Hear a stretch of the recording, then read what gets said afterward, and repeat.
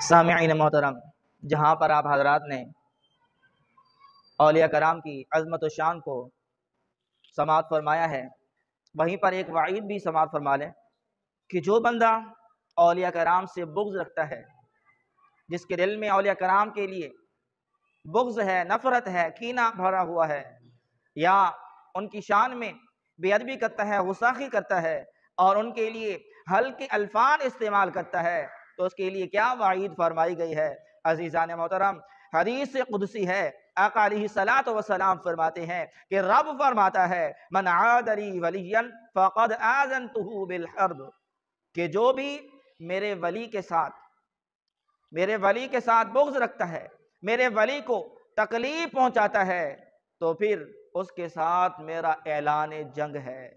عزیزان محترم، رب تعالیٰ اس سے اعلان جنگ فرما رہا ہے جو اللہ کے ولی کے ساتھ